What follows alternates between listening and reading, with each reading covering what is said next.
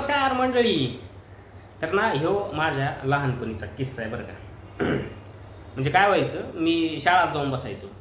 म्हणजे गेलो हां, मी बसायचो जाऊन. सगळे शाळेत जाऊन बसलेत, मी पण बसायचो जाऊन. शाळेत होतो मी तेव्हा. तर मग काय झालं, मी असंच बसायचो. तर एक दिवस सर आले माझ्याजवळ, म्हणले, "अरे संतोष, तू काही बोलत नाही, काही नाही. थोडे प्रश्न प्रश्न विचारले पाहिजे माणसाने. तुला जर नाही समजलं काही धड्यातलं, मी शिकवलेलं नसलं कळलं, तर तू मला प्रश्न विचारित जा ना." आईला म्हटलं, "यार हो गड्या, आपण प्रश्न विचारले पाहिजेत." मग मी लय विचार केला. ते कसं व्हायचं माहिती आहे का, आमच्या वर्गातले जे पोरं होते ना, म्हणजे हुशार हुशार पोरं पुढं असत बसलेले, मी आपलं पाठीमागं बसायचो. तर ते काय करायचे, काही नाही आलं, "सर." मग सर म्हणायचे, "हां विचार." मग सरनी ते प्रश्न प्रश्न ऐकून घेतल्यावर सर उत्तर द्यायचे. मग आम्हाला म्हणायचे, "हां, हे असं असतं बघा पोरांनो, प्रश्न विचारित चला. प्रश्न विचारल्यावर माणूस आणखी जास्त शिकतो." आलं का लक्षात? आणि प्रश्न विचारले गेले पाहिजेत आपण. तर विद्यार्थी आहेत ना आपण, आणि माणूस हा आजन्म विद्यार्थी असतो, त्यांना प्रश्न विचारले पाहिजेत. मला पटलं ते. म्हटलं, "हो, आपण आता प्रश्न विचारले पाहिजे गड्या." मग मी विचार करायला लागलो, काय विचारायचं गड्या, काय विचारायचं गड्या. असे मध्ये 2-4 दिवस गेले. प्रश्न विचारावं म्हटलं, यार काय मला सुचत ना, प्रश्न सुचतच नाही मला. काय आता आहे ना, बळच कुठून प्रश्न उत्पन्न करायचे. तर मग एक दिवस मी ठरवलं, आता आपण सरला असा प्रश्न विचारायचं भारी. आणि नेमकं त्या दिवशी ना मायापुढं जे पोरगं होतं ना, 150 होतं बसलेलं, ते उठलं आणि सरला म्हटलं, "सर, ते न्यूटनचा सिद्धांत जो आहे ना, तो मला समजला नाही." अरे बाप! सरने जे डस्टर घेतलं त्याच्या हा फेकून मला रापकं दिशेला ओटीला बाद बाद बाद बाद बाद बाद बाद पाठीचे पार तुकडे पोरुस्तर मारलं त्याला. आणि ते मायापुढंच ना. एखादा फटका माया पाठीत पडतो काय म्हणून मी थोडं मागं सरकून बसलो. तर मागच्यानं मला बुक्का घातला उभं विनाकारण. त्याच्या दप्तरावर बसलो म्हणून. तो मग हा प्रश्नच गेला, गायबच झाला.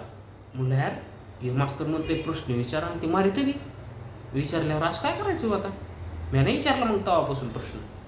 मग तेव्हापासून जी मनात भीती बसली, यार विचारलं तर मारतं काय. पुढं मग 10वी झाली, 12वीला गेलो, तरी बी माहिती हिंमत झाली नाही प्रश्न विचारायची.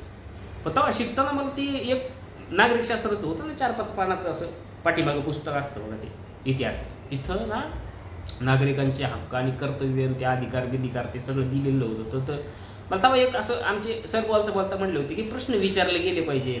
कारण आपलं कर्तव्य असतं प्रश्न विचारायचे. आपल्या काही समस्या असतील तर ते प्रश्न आपण मांडायचे असतात, कारण आपण नागरिक आहेत, कारण आपण मतदान करतो. तर मला ते भारी वाटलं होतं, यार आपल्याला अधिकार आहे म्हणल्यावर मला भारी वाटलं. मग हे पण अधिकारांची गळचेपी करतं, कशाला मारतंय पोरांना, असा पण एक बारीकसा प्रश्न माझ्या मनात येऊन गेला होता.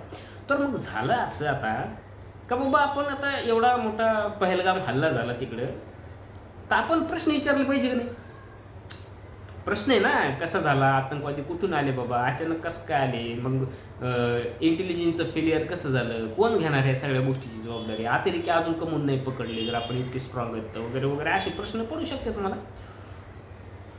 पण झालं असं की पत्रकारांचे चॅनल बॅन केले का, ते प्रश्न विचारतात सत्तेला. 2-4 नागरिकांना FIRच केली त्यांच्यावर, का तर त्यांनी फेसबुकवर, ट्विटरवर, पोस्टवर प्रश्न विचारलेत की काय झालं, कशामुळे झालं, कसं झालं. आहे ना, असं असतंय कुठे, म्हणजे डायरेक्ट FIR. आणि कारण असं दिलेलं आहे की बाबा तुमच्या पोस्टमुळं समाजामध्ये विघ्न येऊ शकतं, म्हणजे भांडणं होऊ शकतात, दंगल होऊ शकते. असं होतं. म्हणजे हे जे मीडियावर किंवा हे जे नेते असतात ना, ते मंचावर जाऊन गोली मारो सालो को वगैरे अशा घोषणा देतात, दंगल घडून आणतात. ह्याला काही होत नाही FIR. आणि आम्ही फक्त फेसबुक पोस्ट टाकल्यानं थोडंसं काही बोललं तर की FIR. ह्याला मी डायरेक्ट पहिलीच्या वर्गात जाऊन बसल्यासारखं झालं मला. ते मास्तरने हाणल्याच्या नंतर जे घाबरतं ना पोरगं, लट लट लट लट लट कापत असं बसतं, मारतं काय तसंच वाटलं मला आज. लई बेकार वाटलं. मग मला विचार आला मनामध्ये, बरोबर आता काय चाललेलं आहे माहिती आहे का, आता प्रश्न समजा नागरिकांनी नाही विचारायचे, ठीक आहे आपण 2 मिनटं मौन, त्यासाठी आपल्या हक्कांवर गदा आली, आपलं अभिव्यक्ती स्वातंत्र्य गेलं, त्याच्यासाठी आपण 2 मिनटं मौन. अरे पण मीडिया ओरडून काय करतोय, त्यांना तर विचारावं प्रश्न. लोकशाहीचा स्तंभ आहे ना तो जावता, ते काय करतोय, मोदी ने किया बड़ा ऐलान, शाह ने लिया बड़ा फैसला, अब पाकिस्तान डरेगा, पाकिस्तान का टुकड़ा टुकड़ा होना तय है, भारत ने बंद किया पाकिस्तान का पानी, पानी के लिए तरसेगा अब पाकिस्तान, मिसाइल तैयार है पाकिस्तान की तरफ जाने के लिए, युद्ध तय है. अरे हे जे भारतानं पाकिस्तानचं पाणी बंद केले ना, ते सगळं उरलेलं पाणी ना ह्या सगळ्या पत्रकारांच्या घशात, नाकात, तोंडात, कानात सगळीकडे टाकून द्यावं. अरे एवढं ओरडायचं म्हणजे घसे कोरडे पडणार नाहीत का? खरी गरज पत्रकारांना आहे, लोकांना पाण्याची गरजच नाही आहे. ते ऑलरेडी घामानं नाहून निघतात. तर लोक जर गोमूत्र पिऊन दिवस काढू शकतात तर आपला घाम पिऊन का नाही दिवस काढू शकत? असा एक माझ्या भावड्या मनाला पडलेला प्रश्न आहे. पण ठीक आहे, मी तो प्रश्न विचारणार नाही. मारलं बिरलं कोणी तर मग पत्रकाराला आज खरी पाण्याची गरज आहे. पण त्यांना ना ते पुढच्या बेंचवरचे आहेत सगळेजण. म्हणजे ज्यांनी प्रश्न विचारला का त्याला शाबासकी द्यायची ना, ते सगळे पुढच्या बेंचवर आहेत. त्यांना कधी कुणी मारलं नाही. मारलं ते आमच्या सांगतात, कारण आम्ही प्रश्न विचारणारे वाटतच नव्हते. आणि ज्यांना वाटलं की आम्ही प्रश्न विचारतो की आता सत्तेचे गुलाम झाले, गोदी मीडिया झालेला आहे. तर हे असं आहे बरं का, म्हणजे विनोदी होऊन बसलेलं आहे सगळं. कॉमेडी किस्से येत नाही. हसाव करावं तेच कळत नाही आपल्याला.